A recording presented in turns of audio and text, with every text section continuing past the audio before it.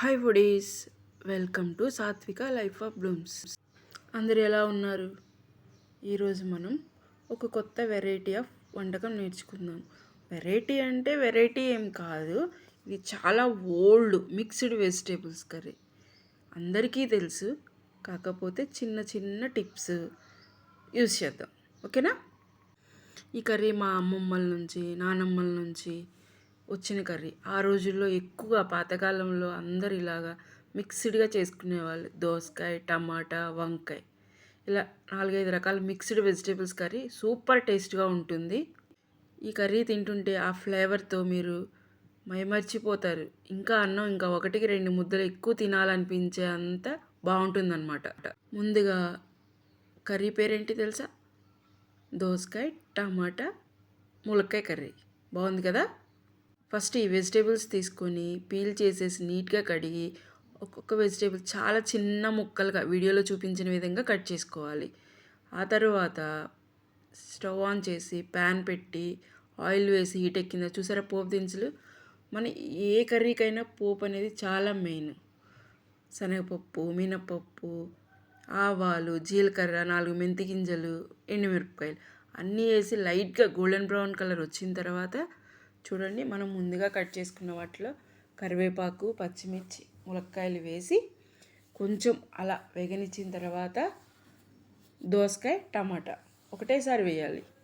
అంటే మనము ఈ వెజిటేబుల్స్ మామూలుగా కర్రీ అయితే ఒకదాని తర్వాత ఒకటి వేస్తాం కదా, అలా కాకుండా ఈ రెండు ఒకటేసారి వేయాలి.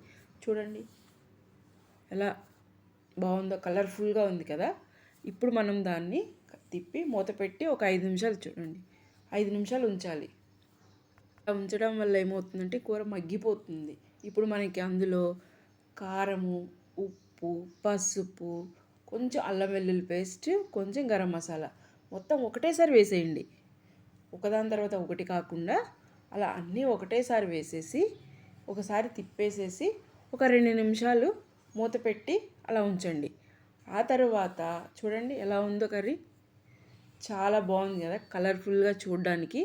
బట్ ఇందులో అయితే మనం ములక్కాయలు యాడ్ చేసాం కాబట్టి ములక్కాయలు కొంచెం ఉడకడానికి టైం పడుతుంది కాబట్టి కొంచెం వాటర్ యాడ్ చేద్దాం. ఒక 1/2 గ్లాస్ వాటర్ యాడ్ చేసి చూడండి, వీడియోలో చూపించిన విధంగా ఒక 1/2 గ్లాస్ వాటర్ యాడ్ చేసేసి మూత పెడదాం. మూత పెట్టి ఒక 5 నిమిషాలు ఉంచుదాం. చూడండి 5 నిమిషాల తర్వాత ఎంత బాగుందో, ఆయిల్ అంతా పైకి వచ్చేసి ఆ ములక్కాయ ముక్కలు ఉడికిపోయి ఎంత కలర్ఫుల్గా ఉంది కదా. దాని తర్వాత కొత్తిమీరతో గార్నిషింగ్ చేసి చూడండి, కొత్తిమీర వేసేసి మొత్తం ఒకసారి తిప్పేద్దాం. ఎంత బాగుందో చూడండి, చూడడానికి ఎలా ఉడుకుతుందో కదా. అలా బుడగలుగా అలా ఉడుకుతూ ఉంటే కర్రీ మొత్తం అయిపోతుంది అన్నమాట, ఉడికిపోయింది. ఎంత బాగుందో కదా, చూడడానికి కలర్ఫుల్గా ఉంది. టేస్టీ టమాటో, దోసకాయ, ములక్కాయ కర్రీ చాలా బాగుంది కదా. చూడండి, చూడటానికే కాదు తినడానికి కూడా ఎంత టేస్ట్గా ఉందంటే చాలా బాగుంటుంది.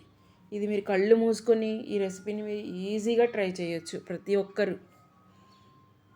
చూడండి, మనం గార్నిషింగ్ చేసుకోవడానికి బౌల్లోకి ట్రాన్స్ఫర్ ఎంత బాగుందో చూడండి. ఆ టెక్స్చర్ కానీ ఆ చిన్న చిన్న ముక్కలుగా కట్ చేసుకోవడం వల్ల ముక్క చూడండి ఎంత బాగుందో, ఉడికిపోయి మొత్తం. ఇందులో నేను ఎక్కువ వాటర్ కూడా యాడ్ చేయలేదు, జస్ట్ ఒక 1/2 గ్లాస్ మొత్తం ఆ వెజిటేబుల్లో ఉన్న దాంతోనే ఉడికిపోయింది. చూడండి, ట్రాన్స్ఫర్ చేసుకొని కొత్తిమీరతో గార్నిషింగ్ చేసుకోవాల్సింది. వీడియో నచ్చితే సబ్స్క్రైబ్ టు మై ఛానల్.